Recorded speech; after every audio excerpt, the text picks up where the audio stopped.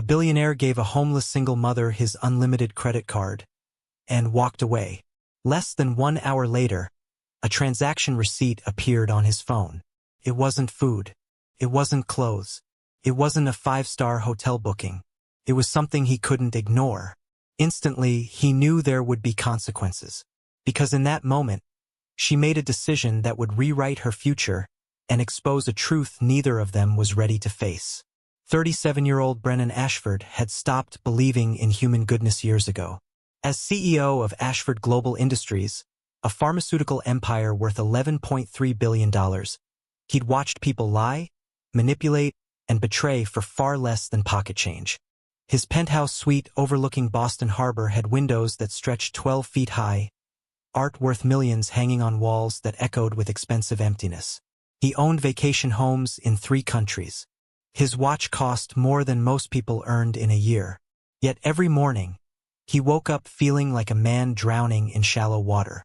His late father, Montgomery Ashford, had drilled one lesson into him since childhood. Trust is a currency fools spend freely, son. The poor are especially dangerous. Give them an inch, they'll take everything and still demand more. They can't help themselves. Desperation makes thieves of everyone. Brennan had carried that gospel like scripture for 37 years. Every charitable donation filtered through lawyers and accountants. Every act of giving calculated for tax benefits and public image. He'd never once looked poverty in the face and simply helped. Not without conditions. Not without control. Not without protecting himself first. But that January morning, something cracked in the ice around his chest. He was late for an emergency board meeting, rushing through Back Bay Station with his assistant trailing 3 steps behind. His Italian wool coat cost $8,000. His leather briefcase held contracts worth $40 million. His phone buzzed relentlessly with messages from investors, lawyers, executives, all demanding pieces of his attention. Then he saw her. Huddled against the cold tile wall near the Orange Line entrance sat a woman, maybe early 30s, with exhaustion carved into every line of her face. A little girl, no older than 6, slept curled in her lap, wrapped in a donated coat 2 sizes too large.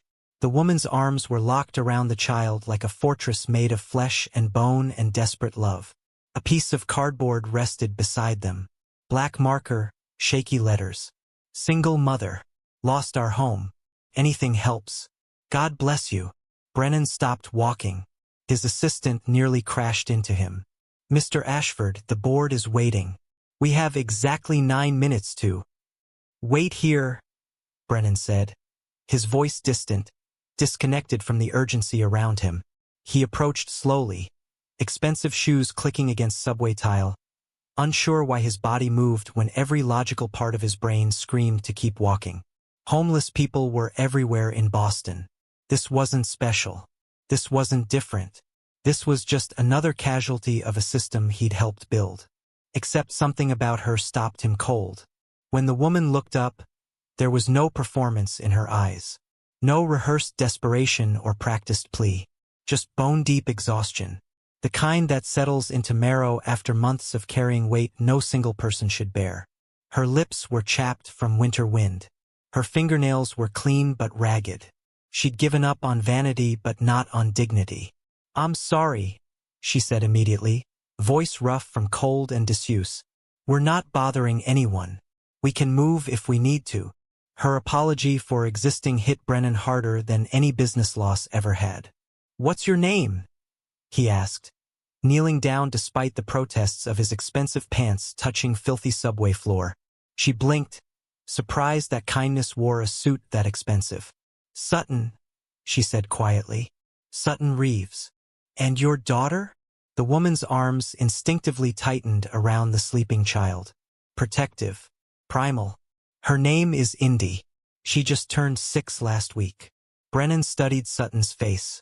Intelligence lived behind that exhaustion. Education in the careful way she spoke. This wasn't someone born into poverty. This was someone who'd fallen from somewhere higher and couldn't find footing on the way down. How long have you been out here? He asked. Shame flickered across Sutton's features like a match struck in darkness. 5 months. We were staying with my sister until November, but she lost her apartment too. We've been rotating between here and the shelter on Mass Avenue when they have space. 5 months. A 6-year-old child sleeping on subway floors for 5 months while thousands of people walked past every single day. His assistant cleared her throat impatiently behind him.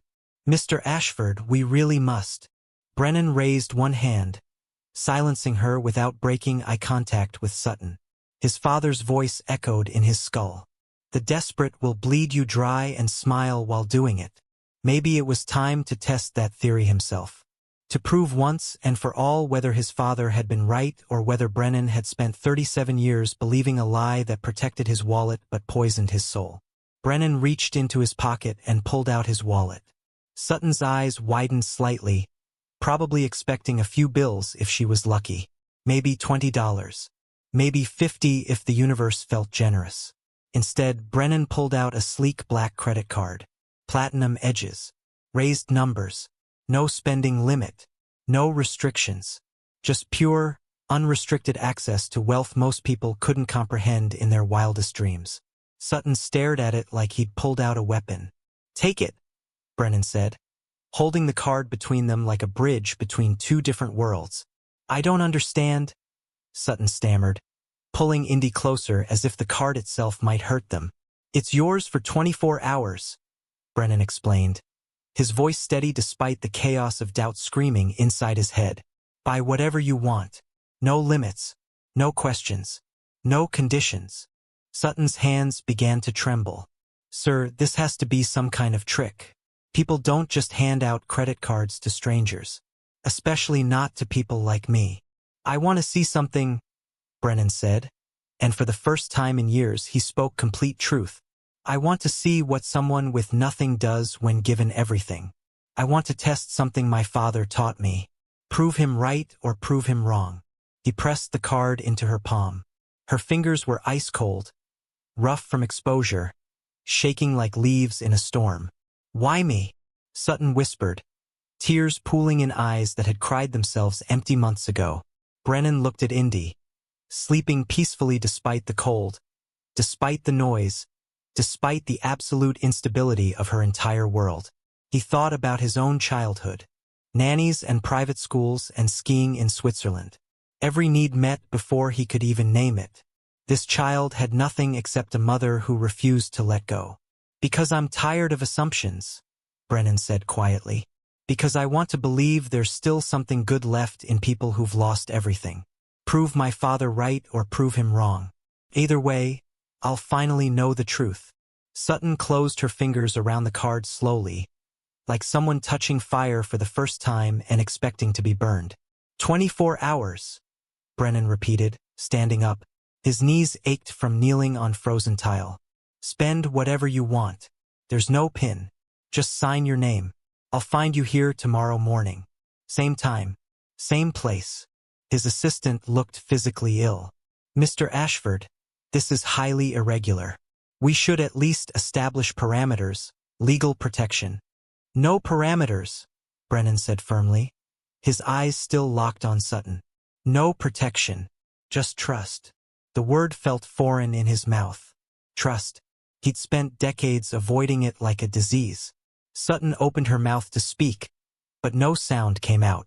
She just clutched the card like a lifeline thrown to someone drowning.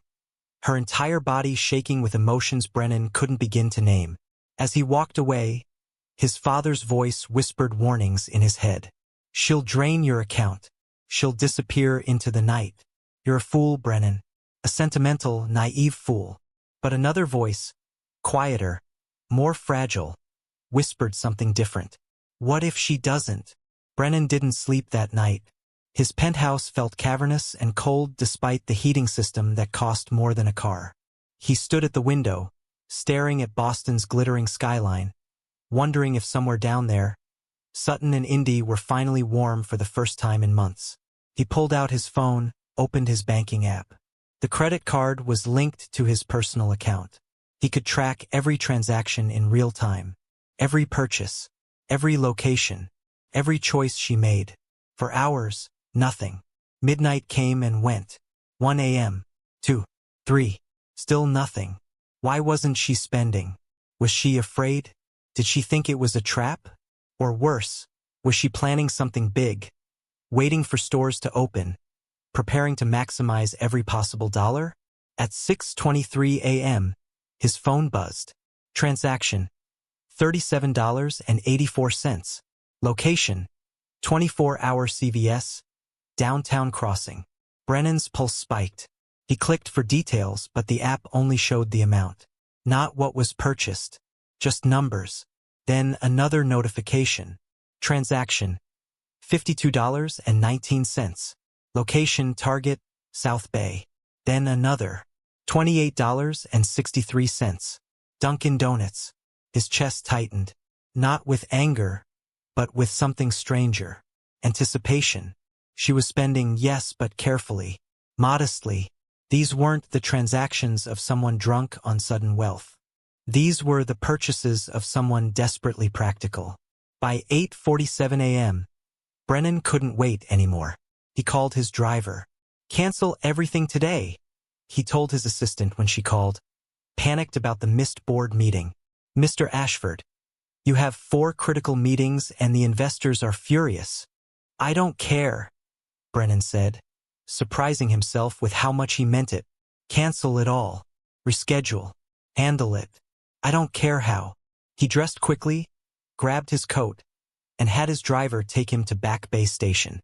But 3 blocks away, he told the driver to stop. He needed to walk, needed to feel the cold air, needed to remember what the city actually felt like when you weren't insulated by wealth.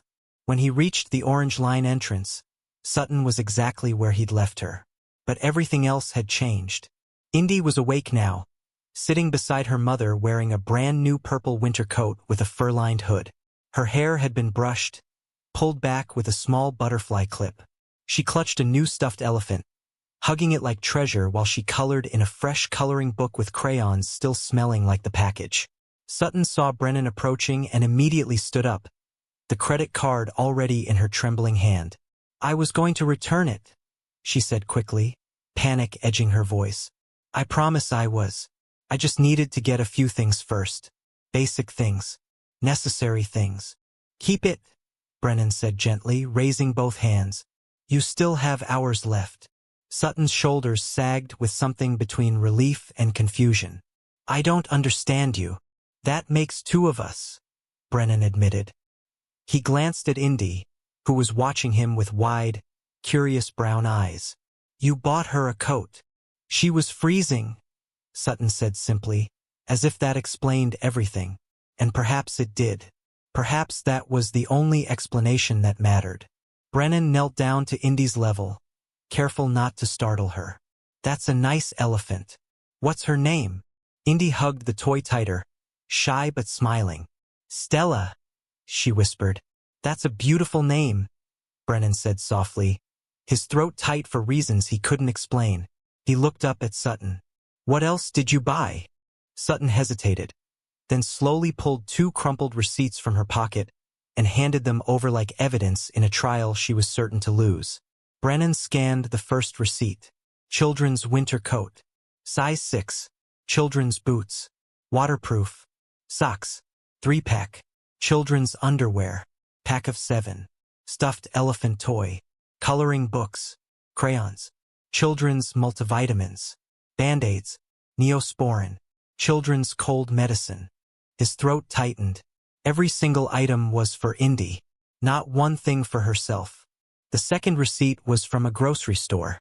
Bread, peanut butter, granola bars, apples, juice boxes, crackers, string cheese, a gallon of milk. And at the bottom, something that made Brennan's breath catch. Women's Shelter Donation Fund, $100. If this moment is hitting you, subscribe for more stories like this. Now let's continue. He looked up sharply. "You donated money?" Sutton's cheeks flushed with embarrassment. "The shelter on Mass Avenue. They've helped us when they could. They're always full, always running out of supplies. I thought, if I had extra, even just for one day, maybe I could help them help someone else." "Someone else?"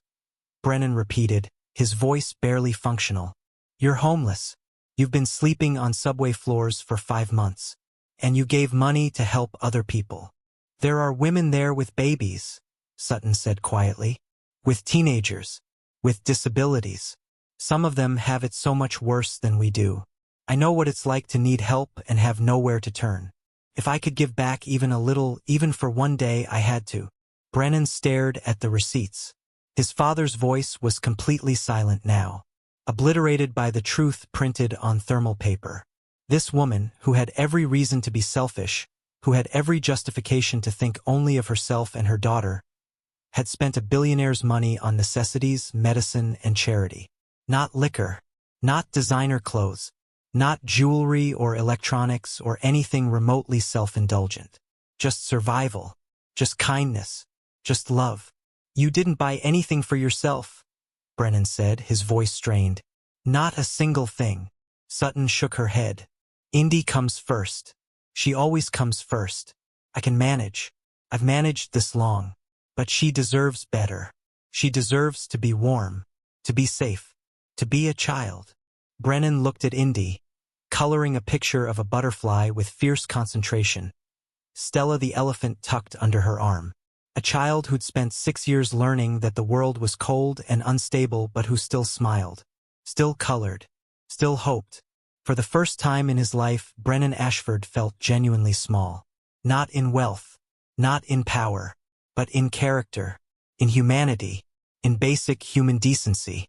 This homeless single mother had more grace in her roughened fingertips than he'd cultivated in 37 years of privilege. Come with me, he said suddenly, the words tumbling out before his brain could catch up. Sutton blinked. What? Both of you? Come with me, please. Fear flickered in her eyes. Where? Somewhere warm, Brennan said, his voice breaking slightly. Somewhere safe. Somewhere you can finally stop running. Tears spilled down Sutton's cheeks.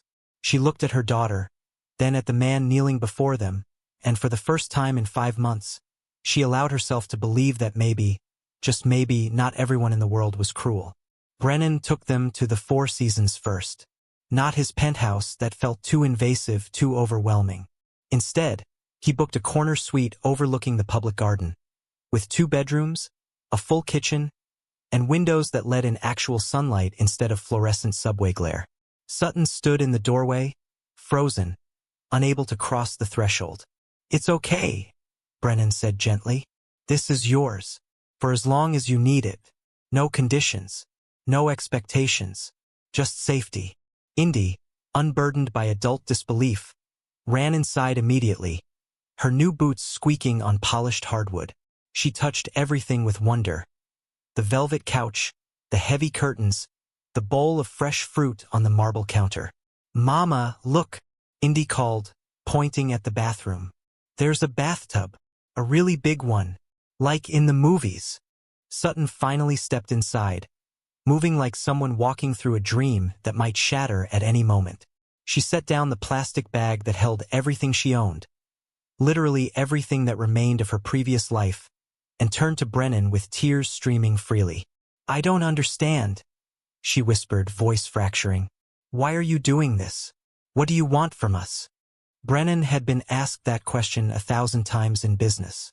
People always wanted to know his angle, his strategy, his hidden agenda. But standing there, watching a mother see safety for the first time in months, he realized he didn't have an agenda. He just had a choice.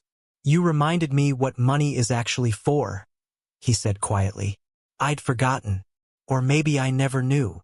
Sutton walked over to where Indy was pressing buttons on the TV remote, delighted by every channel that appeared. She knelt down and wrapped her arms around her daughter, holding her like she'd been afraid to hold her too tightly before, as if hope itself might break. You need to rest, Brennan said, his voice thick.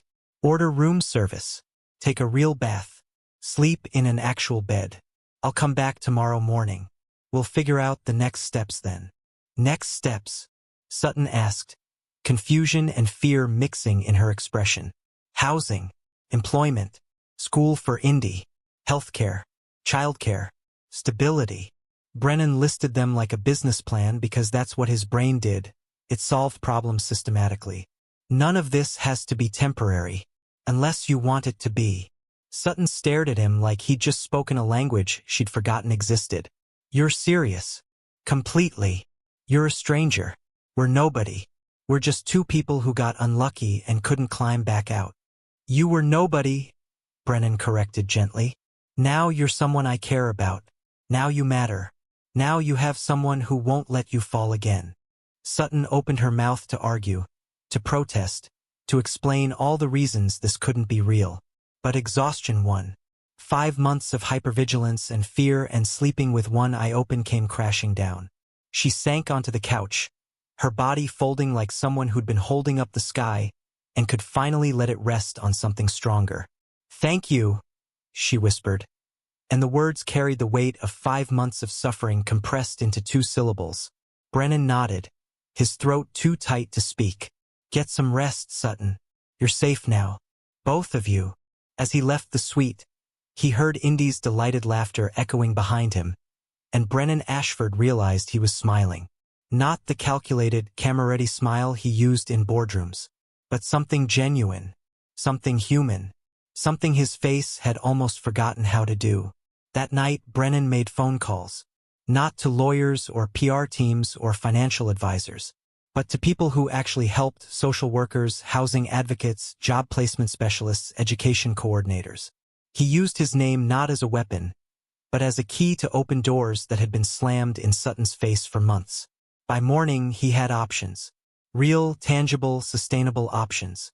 He returned to the Four Seasons at 9 a.m., carrying coffee and a bag of fresh pastries from a bakery Indy would love. When Sutton opened the door, she looked transformed. Not in appearance, she still wore the same worn clothes, but in posture.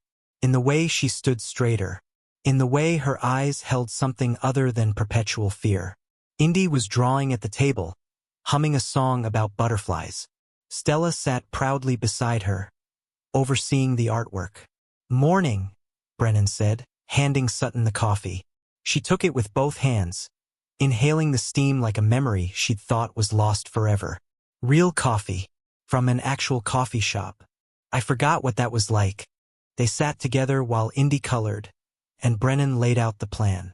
A 2-bedroom apartment in a safe neighborhood near good schools. Subsidized initially, but with a pathway to full independence. Job training programs matched to her skills. Healthcare coverage.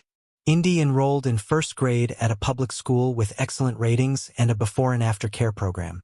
Sutton listened in stunned silence, tears running down her face, dripping into coffee that had grown cold while Brennan talked.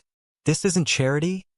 Brennan clarified, echoing what he'd been telling himself all night. It's an investment. You're intelligent, capable, and resilient. You just need a foundation to rebuild from. A place to stand so you can start climbing again. I don't know how to repay you, Sutton said, her voice barely above a whisper. You already did, Brennan replied. You showed me that goodness still exists in people. That desperation doesn't automatically create monsters. That my father was wrong about everything that actually matters. Sutton shook her head, more tears falling. I just bought what Indy needed. Exactly, Brennan said. You had unlimited wealth for 24 hours, and you chose love over greed. Do you have any idea how rare that is? How many people would have drained that card buying things for themselves and walked away without looking back? Sutton looked at her daughter, carefully coloring inside the lines of a flower, her small tongue poking out in concentration. She's all I have. She's all that matters. Everything I do, every choice I make, it's all for her. I know, Brennan said softly. I saw it in those receipts. I saw it in that donation to the shelter. You could have taken everything, but you gave anyway. That's not just good. That's extraordinary. 3 weeks later, Sutton and Indy moved into their new apartment. 2 bedrooms on the 3rd floor of a clean, quiet building with a small playground out back. It wasn't luxury, laminate counters, builder-grade carpet, fixtures from a catalog, but it was theirs. Walls that didn't move. A door that locked from the inside. Heat that worked. Windows that let in light without letting in wind.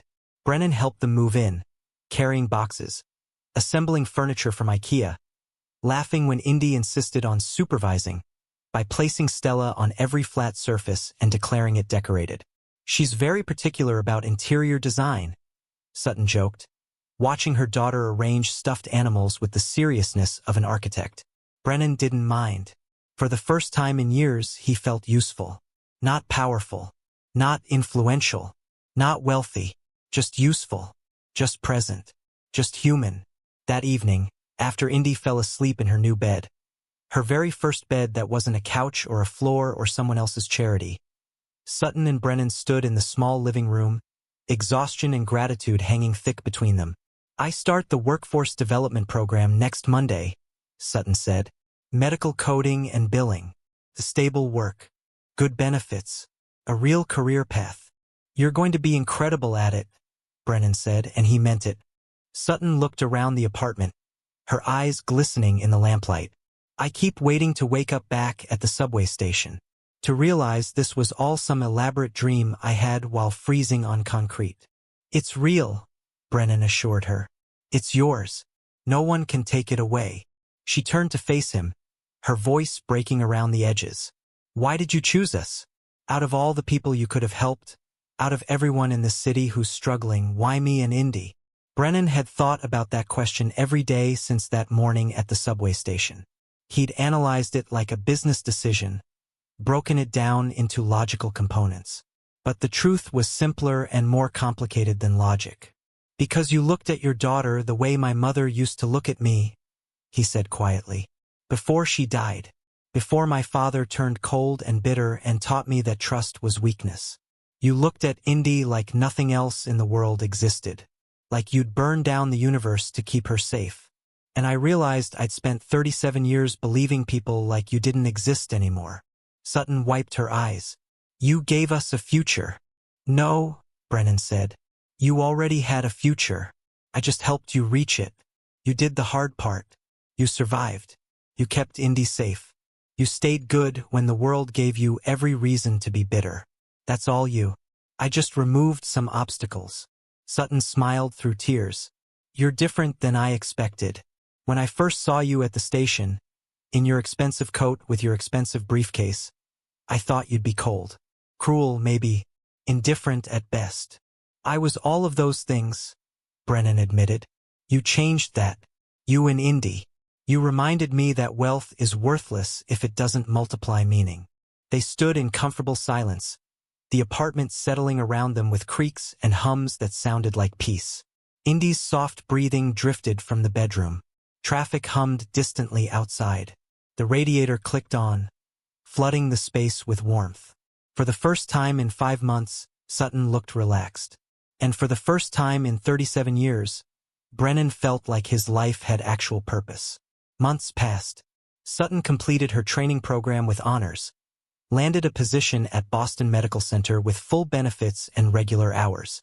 Indy thrived in first grade, making friends, bringing home artwork, no longer carrying the weight of homelessness in her small shoulders.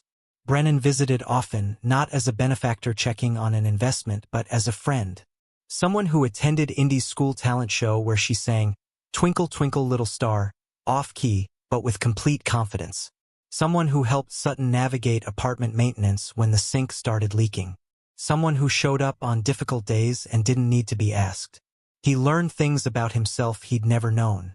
That he liked cooking simple meals more than expensive restaurants. That children's laughter was better than board meeting applause. That watching someone rebuild their life was more satisfying than watching his stock portfolio grow. One evening, sitting on Sutton's modest couch while Indy showed him her science project about butterflies, Sutton handed him something. His credit card. "I kept it," she admitted, blushing. "I know I should have given it back weeks ago, but I was scared. Scared that if I returned it, all of this would disappear.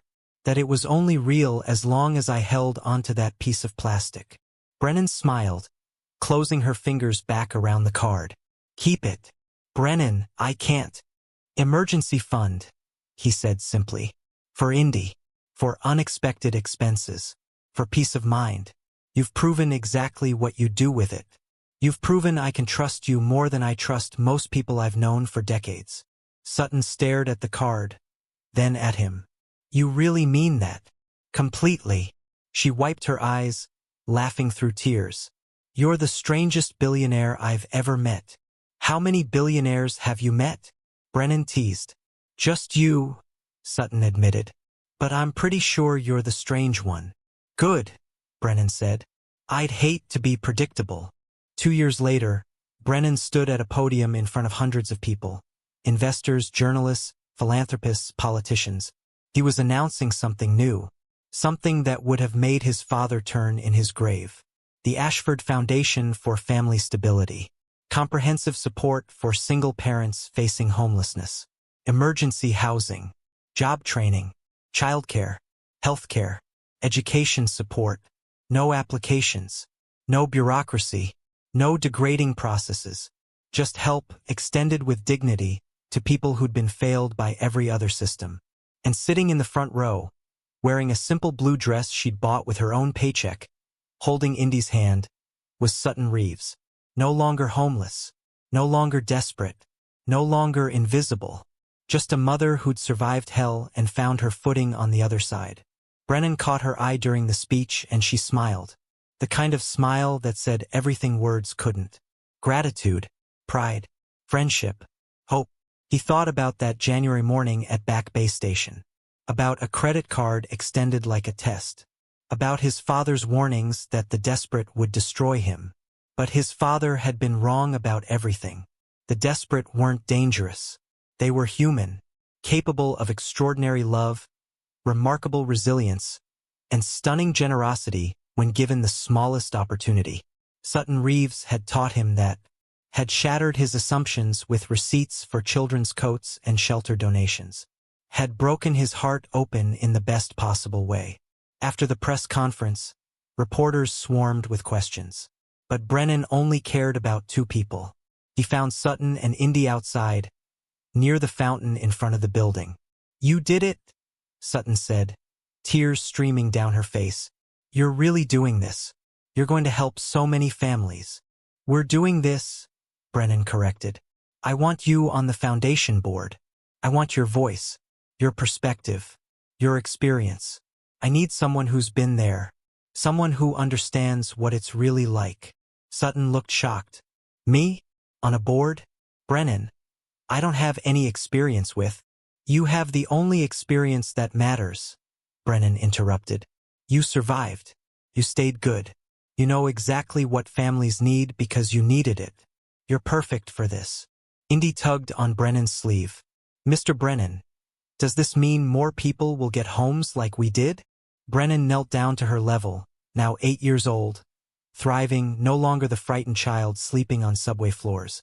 "Yes, sweetheart. Lots of families. Because your mom reminded me what helping actually means." Indy smiled, then wrapped her arms around his neck in a fierce hug. "You're like family now. Right, Mama?"